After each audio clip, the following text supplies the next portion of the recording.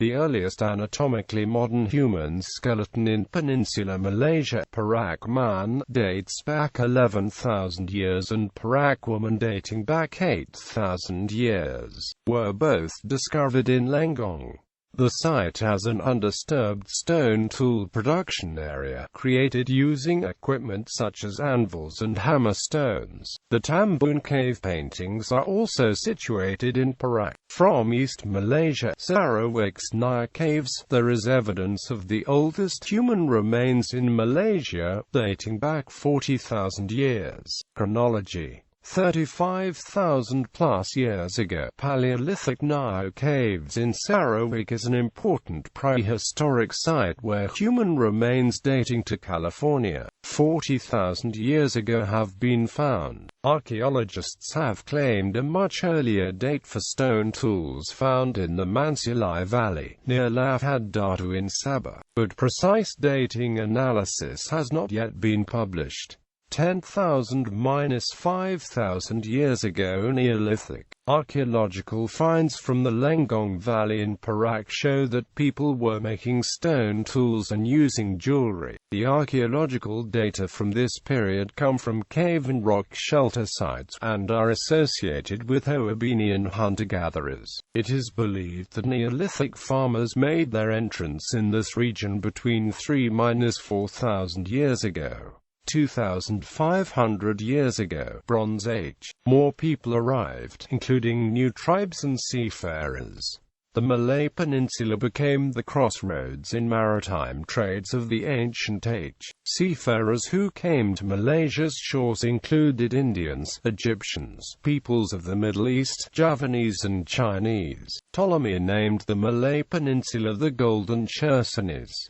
Out of Sunderland Migration Theory, a study from Leeds University and published in Molecular Biology and Evolution examining mitochondrial DNA lineages, suggested that humans had been occupying the islands of Southeast Asia for a longer period than previously believed. Population dispersals seem to have occurred at the same time as sea levels rose, which may have resulted in migrations from the Philippine Islands to as far north as Taiwan within the last 10,000 years. The population migrations were most likely to have been driven by climate change, the effects of the drowning of an ancient continent. Rising sea levels in 3 massive pulses may have caused flooding and the submerging of the subcontinent, creating the Java and South China Seas and the thousands of islands that make up Indonesia and the Philippines today. A 2009 genetics study published by the 2009 Human Genome Organization Pan-Asian SNP Consortium found that Asia was originally settled by humans via a single southern route. The migration came from Africa via India into Southeast Asia and what are now islands in the Pacific, and then later up to the eastern and northern Asian mainland. Genetic similarities were found between populations throughout Asia and an increase in genetic diversity from northern to southern latitudes. Although the Chinese population is very large, it has less variation than the smaller number of individuals living in Southeast Asia, because the Chinese expansion occurred very recently, following the development of rice agriculture, within only the last 10,000 years. Oppenheimer locates the origin of the Austronesians in Sunderland and its upper regions. Genetic research reported in 2008 indicates that the islands which are the remnants of Sunderland were likely populated as early as 50,000 years ago, contrary to a previous hypothesis that they were populated as late as 10,000 years ago from Taiwan. Yunnan migration theory. The theory of the Proto-Malay people originating from Yunnan is supported by R. H. Gelden, J. H. C. Kern, J. R. Foster, J. Arlo Jen, Slamet Mariana and Asma Haji Omar. The Proto-Malay who first arrived had agricultural skills, while the second wave Deutero-Malay who arrived around 1500 BC to dwell along the coastlines had advanced fishery skills.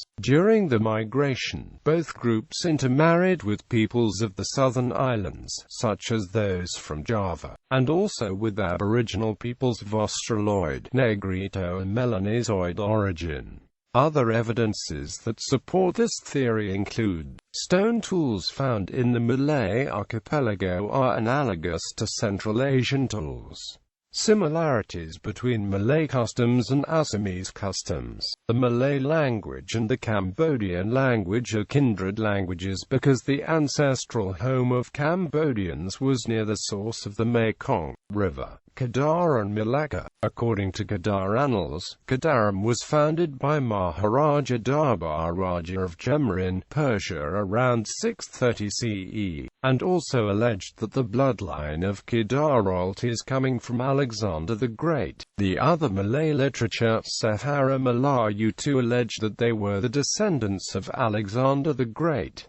Deutero-Malays, combination of the colonial Kambojas of Hindu-Buddhism faith, the Indo-Persian royalties and traders, as well as traders from southern China and elsewhere along the ancient trade routes. These peoples, together with the Aborigine Negrito, Orang Asli, and native seafarers and Proto-Malays intermarried each other's, and thus a new group of peoples was formed and became to be known as the Deutero-Malays.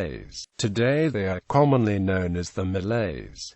Mekong Delta. According to Khmer history, the earliest known civilization was the 1st century Indianized Khmer culture of Funan in the Mekong Delta. The Khmer Empire of Angkor was the last before the kingdom fled to various places seeking refuge. Palembang, Indonesia, and later Malacca were among the places. Archaeological evidences found that inhabitants of early Cambodia were peoples of Neolithic culture.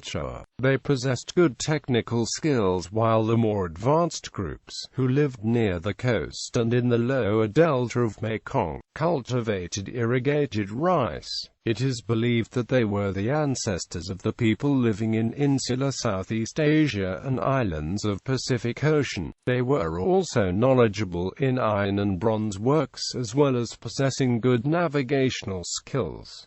Oldest Malay text. The Thong Yen Chau inscription around the 4th century AD is the oldest Malay text found. It was written in Old Malay Cham language, found near Indrapura, Vietnam. The Kedukan bucket inscription of 682 CE found at Palembang, Indonesia, and the modern Yunnan Dai minorities' traditional writings belong to the same script family. Palava, also known as Palava Grantha, Dai ethnic of Yunnan, is one of the aboriginal inhabitants of modern Yunnan province of China. Is taken from Jingong city of Yunnan, a modern doorframe with Dai minority texts and Amp Chinese. At right is the ancient Kedukan bucket inscription. Cham Malay relation. The similarity of the Cambodian Cham language and the Malay language can be found in names of places such as Kampong Cham, Kambujadesa, Kampong Shnang, etc. and Sahara Melayu clearly mentioned a Cham community in Parameswaras, Malacca around the 15th century. Cham is related to the Malayo-Polynesian languages of Malaysia, Indonesia, Madagascar, and the Philippines. In the mid-15th century, when Cham was heavily defeated by the Vietnamese, some 120,000 were killed, and in the 17th century the Kampa king converted to Islam. In the 18th century the last Kampa Muslim king Po Chen gathered his people and migrated south to Cambodia, while those along the coastline migrated to the nearest peninsula state Terengganu. approximately 500 kilometers or less by boat, and Kelantan. Malaysian constitution recognizes the Cham rights to Malaysian citizenship and the Bumi Putera status. Now that the history is interlinked, there is a possibility that Paramaswara's family were Cham refugees who fled to Palembang before he fled to Tumashik and finally to Malacca. Interestingly, one of the last kings of Angkor of the Khmer Empire had the name Paramasvarapada.